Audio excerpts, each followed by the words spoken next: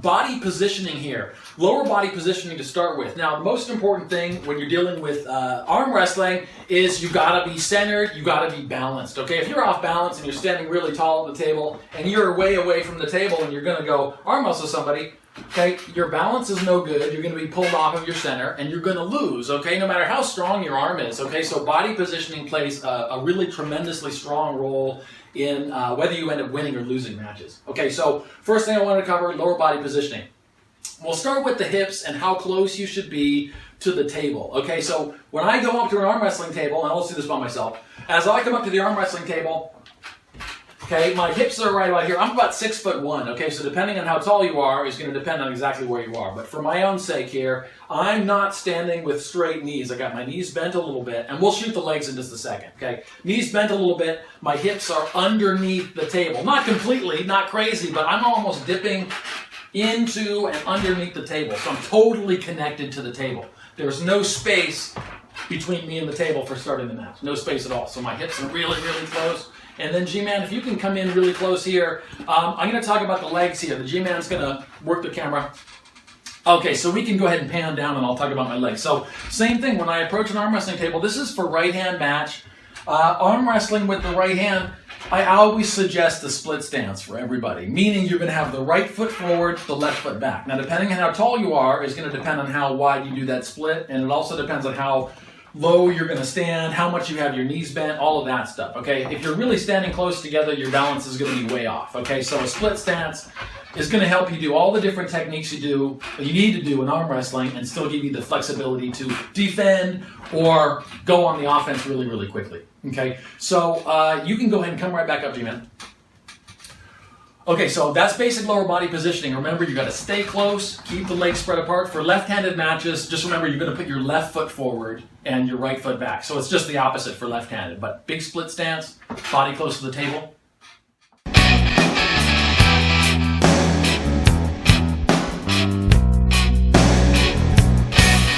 Okay, so we're going to continue with body positioning here. Now, positioning of the arm, really important. And I turn the camera a little bit to give you a different angle. Okay, so we just talked about lower body, split stance, knees bent, center, close to the table. You're attached to the table. You're connected to the table. Okay, with the arm, okay, check this out.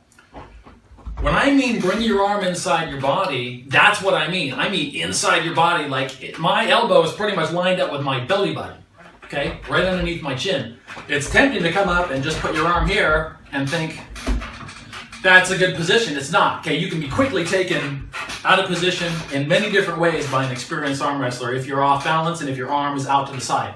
Bring your arm to your center. Right-handed match. Okay? Without getting into too much detail in this section, when I mean bring your arm inside your body, I mean bring your arm really inside your body. Now, there's a lot of variations you could do in terms of stance from there, but with your arm, bring it close, bring it inside, and learn to arm wrestle that way. It's going to take a while to get proficient in your techniques and movements with your arm inside. It's a little bit unnatural, but all of arm wrestling is pretty unnatural, okay? So, most important thing, bring your arm in close, make sure you square your body to your opponent. That's the only way to fair start anyway, but most important, bring your arm inside your body, stay connected with the lower body at the same time, and start to work from the foundation up.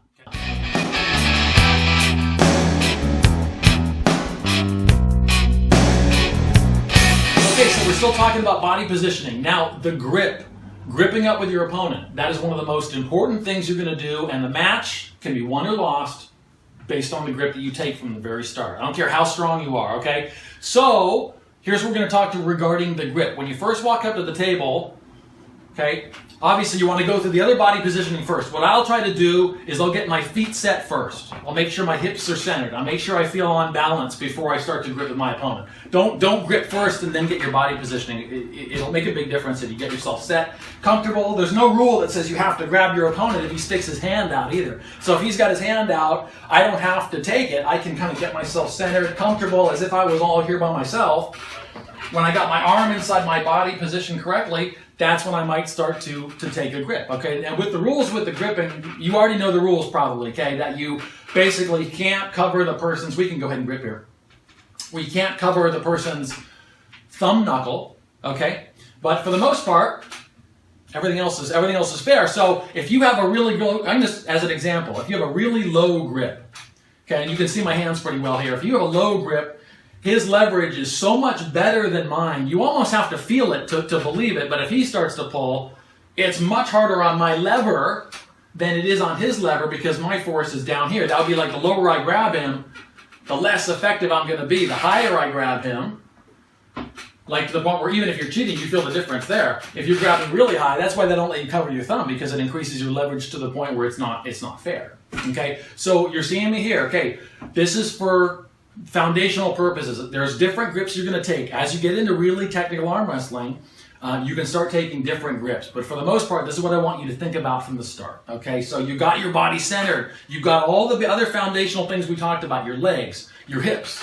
Okay, you're on balance. Your shoulders are square. By the time you take a grip, okay, it's important to stay high. Just think of it that way. Stay high with your hand, okay? So coming up high onto his hand, I'm going to try to put my fingers as high as possible, perhaps even covering the thumb, not covering the knuckle, but coming up the thumb, okay, is probably going to give me maximum leverage, okay? The lower I come onto his hand, the less leverage I have. Now, I will say, if I'm hooking low here, it forces me to do certain techniques, okay? If I'm trying to top roll from a really low hand position like this, I have to do something very specific, okay? If I was taking a low hand grip, it would always be to hook.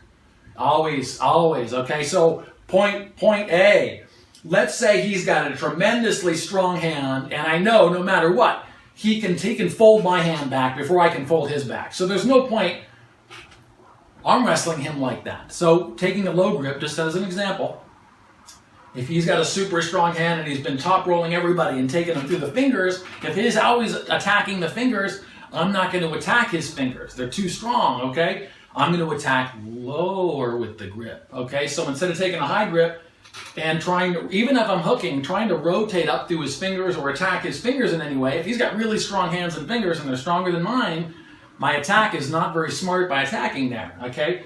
So a lower hand grip, you can go immediately, once your body's positioned, you can go into a lower hook, okay? Your hand doesn't need to be really high. You're actually attacking a person's pronator, okay? You're attacking their rotation. So if you get a really low hand, all you need to do is keep driving pressure into the hook, okay? And that'll take care of that. So with a high hand grip for the most part, and those are the two kind of basic grips. With every technique we cover, I'm going to go over the gripping specifically for each technique. So for pressing, for hooking, I'll talk about grip stuff as we do the technique. So we'll get into specifics later. So with a high hand, this is what for most people, until you learn all the mechanics of low hooking and all that kind of stuff, for everybody I suggest this, okay? High hand. Keep your hand as high as you can. Cover that first part of your thumb to maximize your leverage, okay? So we talked about, earlier in the video, we talked about the starting post, okay? Where we're starting, Kep and I are both getting ready to start our match. He's pulling back this way. I'm pulling kind of towards my chin, okay? Creating this kind of back pressure situation here, and we're both posting, okay? We're both kind of attacking each other's fingers there. But if my hand was here, and he's attacking there, and I'm trying to pull back, if you see on my wrist, I can't even get it back. My wrist is totally taken this way. He's going to win the match for sure. So that's the point, okay? For the most part, even if I'm going to hook, I'm still probably going to take a high hand position. Except for that one situation, like I said, if a guy has super strong hands and fingers, and I know he's just going to rip through my fingers, and there's nothing I can do about it, that's when I'll specifically take a low grip. In all other instances, for the most part, I'm going to get my hand as high as possible. Now, as far as covering the thumb, that's a personal preference. I'll say that, and it comes with technique. It's something you're going to learn as you arm wrestle. Okay, as you start to do your techniques, you're going to say, you know what? I'm comfortable covering my thumb. Other people, they say, I hate it. I hate it. I have to have that free. And as we get it, further into the video, you'll understand that. Okay, but the point is, high hand, maximize your leverage from the very start. Okay, we'll talk about the arm, the distance here in the next video.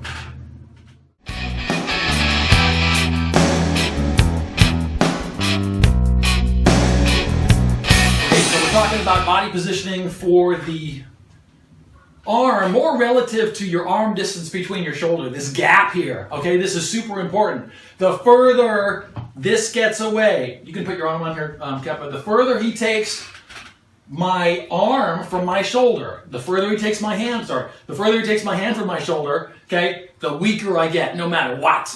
Okay? The closer I stay to my arm and my hand, the more power I have. The more I can exert, okay, and the more isometric strength I have too. I can hold this position. Once you're out here, and he starts to continue motion here, all the pressure goes to these little small arm muscles, okay, and your chances of winning the match are really going to go down. So with your arm position, I obviously talked about bringing the arm in, and that's why I switched the video to that other side so you could see. But with this one, remember that you want to minimize, and when I say minimize the distance, I've been talking about it from the beginning. Get your hips close to the table, get your body under the table, get your belly button right up onto the table. Bring your arm close to doesn't have to be right next to your body, but it should be close to your body and pulled inside your body. I've already covered all that kind of stuff. Okay? What you want to make sure you're doing is also minimizing the distance that you're letting this arm get. So you can still do all that stuff right and have this be all wrong. Okay? You want to get close. Okay? Now, like I said, depends on the technique a little bit. There can be a little variation here depending on if you're driving back or you're pressing forward, but for the most part, if you're maximizing your strength and leverage, if you're doing everything else right, minimize this distance. I mean, once the arm wrestling match starts, obviously you don't want to get way out here. But that also goes for the get-go. Don't put yourself at a disadvantage by being any further away from your arm, by having your shoulder and your hand any further away than they need to be. Okay? If you're just like too close and you're way out, you're not comfortable, it's going to be too close. But you're going to find that nice in between where you're really minimizing this distance, and it'll make a big difference if you set up from the get-go.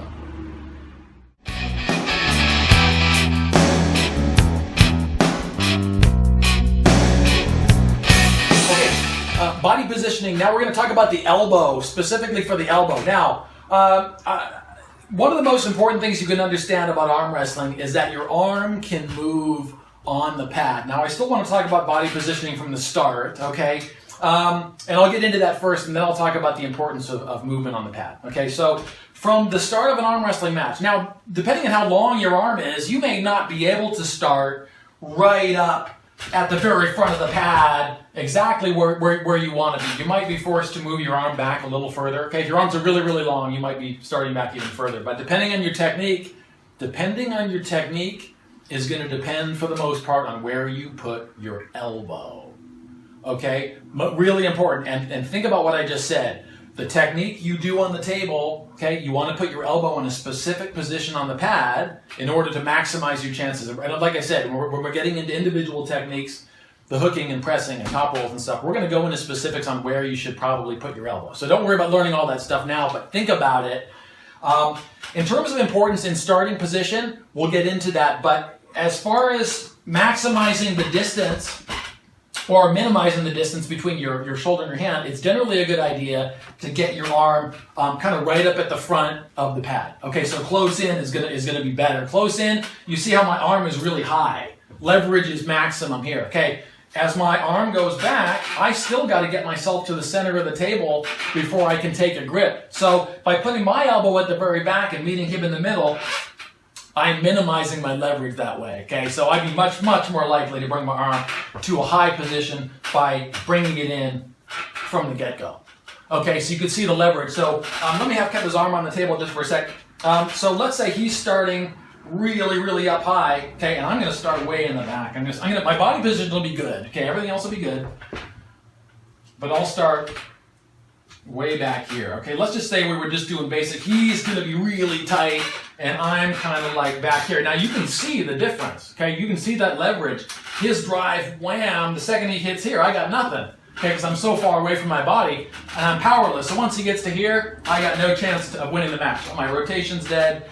All the pressure, my wrist is gone, hands folded back. Okay, so that's a huge difference between if we started the match, and I started up really high, and I'm matching his leverage. And I'm sliding my hands over, okay, and kind of meeting him here. So now my leverage is better, okay, and any technique that I go to do on the table is going to be maximized. And that's the whole key, is start your body in a position that's going to maximize your chances of winning the match. And when it comes to the elbow, it's going to change depending on the technique, but this is the thing I wanted to cover. So that's kind of starting position. It's going to be stay really high, okay? Get your leverage to the maximum. What I wanted to talk about is, for me, a real groundbreaking moment in terms of getting better at arm wrestling was actually understanding how important it was to employ movement on the pad. So I'll arm wrestle here just for a second. So you can see my arm here. If we just arm wrestle, then I'm trying to pull back. Let's say I'm just going to do a really basic technique. I'm just going to pull him towards me with just my arm. That's me really trying hard, and I can't even move him because I got to drag his whole elbow. I got to drag his whole body with just my arm. That's a huge mistake. Okay, and that's what a lot of people who don't know what they're doing, they try to do. They try to actually pull with the arm wrestling, right? They actually try to pull with the arm. You don't pull with the arm. Okay, I'm pulling with my lat. So same match. We start in the same position, okay? And I'm gonna pull and drag my elbow. So starting in high, bam. Okay? So no matter what technique I'm doing, hook and drag, dragging back, okay? Top roll, dragging back, okay? Explosive backward pressure, boom, dragging back, okay? That's not just pulling with my arm. My arm is tight, isometric hold. We're up high, we're pulling really hard, we're holding hard, okay? Okay, and then what I'm doing is I'm producing power with the lat muscle here. Bam, back pressure, drag, movement on the table. Now, that's more like a back pressure style of dragging. Okay, really important. It's one of my favorite things. It's one of those positions where your body can produce the most force. Okay, because your lat and all these muscles are pulling, your body can produce tremendous force. Okay, pulling this way, but it's really important to know that your fluidity on the table and your movement on the elbow pad is going to really dictate how well you do in arm wrestling. Okay. The other thing I wanted to cover, since we're covering movement and dragging, is we're also covering the pressing movement. Okay. So anytime you're pressing your opponent, I'm going to grab Keva's hand here. Okay. So same idea. You can see I'm going to do the opposite. Okay. So you can see how my elbow's on the pad here. If I started really high, okay, and if I was going to do a press, meaning if I'm going to press in this way, I got nowhere to go. If I start up at the high part of the pad, if I press him, you see what happens? Everything comes off, so my press is dead. So you can see elbow position is really important for starting. I'm going to pull it back. Maybe not all the way back, but I'm going to put it at like an angle. I'm going to put it at this low end here on the far right bottom corner. I'm going to drive it up towards the top left corner. Okay, just past his shoulder. That's going to be my press, but that's really important. So if you're starting in that position, once again, remember you're committed to a certain technique depending on where you put your arm. So that's really important to understand. But if I was doing a press, you can watch my elbow here. Bam. Okay? Or if he meets me back in the middle, I get behind my hand a little bit. Okay? I'm putting pressure by pressing and moving that elbow. I'm not trying to press him like this. Just using my arm and my tricep. That's not going to work, okay? It's better to get your arm tight, you're strong, but still in a pressing movement. You're pressing by driving the elbow on the pad. So elbow movement on the pad, super important.